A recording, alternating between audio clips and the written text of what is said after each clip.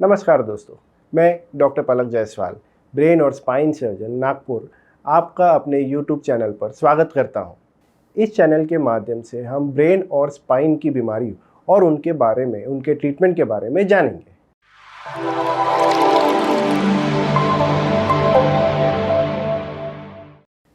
आज हम जानेंगे मिनिमली इन्वेजिव स्पाइन सर्जरी के बारे में। Minimally invasive spine surgery (MIS) surgery क्या है? MIS आपकी रीढ़ की हड्डी पर होने वाली एक प्रकार की सर्जरी है।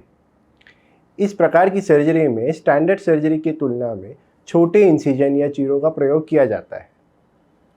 इससे आसपास की मसल्स को कम नुकसान होता है। इससे सर्जरी के बाद होने वाले पेन पर कम होता है और तेज़ी से रिकवरी हो सकती है। स्पाइन सर्जरी की स्टैंडर्ड या कॉमन प्रोसीजर को ओपन सर्जरी कहा जाता है। इससे पीठ या कमर पर एक लंबा चीरा लगाया जाता है।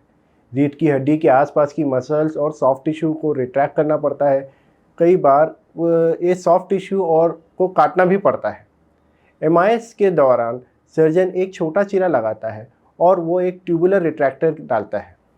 यह एक ट्यूब के शेप का इंस्ट्रूमेंट होता है।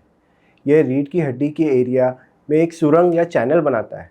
यह धीरे धीरे एरिया के आसपास की मसल्स और सॉफ्ट टिश्यू को स्प्लिट करता है बिना कट किए। फिर हम रीढ़ की हड्डी पर काम करने के लिए उसी ट्यूब से छोटे छोटे इंस्ट्रूमेंट डालते हैं। हम एक स्पेशल माइक्रोस्कोप का भी उपयोग करते हैं और स्पाइन का रियल टाइम एक्सरे इमेज देखते हैं। हम कुछ प्रकार की सर्जरी के लिए MIS का उपयोग किया जाता है। इनमें लंबर डिस्केक्टोमी, लैमिनेक्टोमी और स्पाइनल फ्यूजन किया जा सकता है। MIS के क्या फ़ायदे हैं? MIS के छोटे इंसिजन, जो कि कभी कभार कुछ मिलीमीटर्स का होता है, बेटर कॉस्मेटिक रिजल्ट्स मिलते हैं। MIS में ब्लड लॉस भी बहुत कम होता है। मसल इंजरी बहुत कम होती है क्योंकि ये सर्जरी के दौरान मसल को कट नहीं करना पड़ता है। इससे इन्फेक्शन का रिस्क भी बहुत कम होता है। ऑपरेशन के बाद होने वाला दर्द भी बहुत कम होता है। सर्जरी के बाद रिकवरी बहुत फास्ट होती है और सर्जरी के बाद पेन किलर्स पे आपका डिपेंडेंस बहुत कम हो जाता है। MIS की आवश्यकता आपको क्यों पड़ सकती है? जिन लोगों को बैक पेन है, उनमें से अधिकांश लोगों को सर्जरी की आवश्यकता नहीं होती है। बट अगर आपको पीठ का दर्द, कोई समय से पीठ में ऐसी बीमारी है जो मेडिसिन या एक्सरसाइज से ठीक नहीं हो रही है, तो आपको आपके डॉक्टर सर्जरी की एडवाइस कर सकते हैं, जैसे कि हर्निएटेड या स्लिप डिस्क, स्पाइनल स्टेनोसिस या lumbar canal stenosis, spinal deformities जैसे कि scoliosis, spinal इंस्टेबिलिटीज़, fracture vertebra, spinal tumour या स्पाइन के कुछ इन्फेक्शन। इन सभी कंडीशन में MIS की सर्जरी किया जा सकता है। MIS से लगभग सभी प्रकार की स्पाइन सर्जरी की जा सकती है, परंतु ये सुविधा सभी हॉस्पिटल में नहीं होती है। MIS के क्या कॉम्प्लिकेशन हो सकते हैं? हर सर्जरी के कुछ नोन कॉम्प्लिकेशन होते हैं। उसी तरह MIS के भी कुछ कॉम्प्लिकेशन हो सकते हैं, जैसे कि इन्फेक्शन, एक्सेस ब्लीडिंग हो सकता है, ऑपरेटिव साइट पे पेन हो सकता है, कोई नर्व डैमेज हो सकती है, एनेस्थेसिया के कॉम्प्लिकेशन हो सकते हैं, सेरेब्रल स्पाइनल फ्लूइड लीकेज हो सकता है। उसी तरह कुछ कॉम्प्लिकेशन आपके एज और जनरल हेल्थ के अनुसार हो सकते हैं। आपको MIS सर्जरी के पहले क्या करना होगा? अपने डॉक्टर को आपकी सारी ट्रीटमेंट हिस्ट्री और मेडिकेशन के बारे में जानकारी देना होगा। अगर आप ओवर द काउंटर जैसे एस्प्रिन जैसी मेडिसिन ले रहे हैं, तो वो आपको बताना होगा। आपको सर्जरी के पहले कुछ मेडिसिन्स को बंद करना होगा, जैसे कि खून पतला करने वाली मेडिसिन्स। अगर आप स्मोकिंग करते हैं, तो आपको सर्जरी के पहले इसे बंद करना होगा। धूम्रपान से सर्जरी के बाद हीलिंग पर प्रभाव पड़ता है। सर्जरी से पहले आपको कुछ इमेजिंग की जाती है, इमेजिंग स्टडी की जाती है, जैसे कि CT स्कैन या MRI किया जाता है। MIS के दौरान क्या होता है? MIS एक न्यूरोसर्जन या स्पाइन सर्जन के और एक ट्रेन नर्स के द्वारा की जाती है।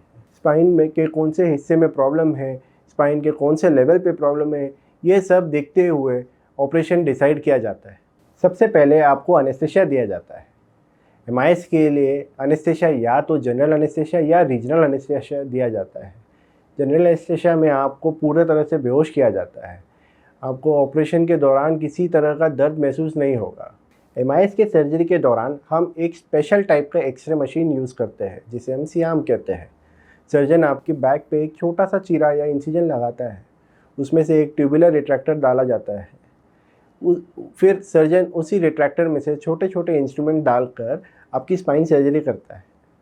स्पाइन सर्जरी पूरी होने के बाद ये इंस्ट्रूमेंट वहाँ से निकाले जाते हैं और इंसिजन को सूचर किया जाता है, बाद में ड्रेसिंग दी जाती है। एमआईएस सर्जरी के बाद क्या होता है? सर्जरी के बाद आपको कुछ समय के लिए ऑब्जर्वेशन में रखा जाता है। इस समय आपका न्यूरो मॉनिटरिंग की जाती है। सर्जरी के कुछ समय तक आपको पेन हो सकता है, इसके लिए कुछ पेन किलर्स दिए जाते हैं। सर्जरी के कुछ समय के बाद आप नॉर्मल डाइट ले सकते हैं। अगर सर्जरी के बाद आपको सांस लेने में तकलीफ़ हो रही है या सीवियर हेडेक हो रहा हो या फिर कोई लेग मूव करने में डिफ़िकल्टी हो तो तुरंत अपने डॉक्टर को संपर्क करें। आपके डॉक्टर आपको कुछ एडवाइस देंगे जो आपको डिस्चार्ज के बाद फॉलो करना होता है, जैसे कि हेवी वेट नहीं उठाना है, सामने की ओर झुककर कुछ काम नहीं करना है, ये सब चीज़ों को ध्यान देना होता है। सर्जरी के बाद आपको कुछ समय के लिए बैक ब्रेस या कमर का पट्टा पहनना होता है। सर्जरी के बाद आपको कुछ एक्सरसाइज भी सिखाई जाती है जो आपको बैक मसल को स्ट्रेंथन या स्ट्रॉन्ग करने के लिए मदद करती है। आप कुछ ही वीक्स में अपने डेली रूटीन में आ सकते हैं। आप आपके डॉक्टर द्वारा बताई गई सारी एडवाइसेस को फॉलो करते हैं। ऐसे ही इस विषय में और जानकारी के लिए हमारे यूट्यूब चैनल को सब्सक्राइब करें। अगर आपको कोई प्रॉब्लम हो या कुछ और डाउट्स हो तो नीचे लिखे नंबर पर आप हमसे कांटेक्ट कर सकते हैं। धन्यवाद।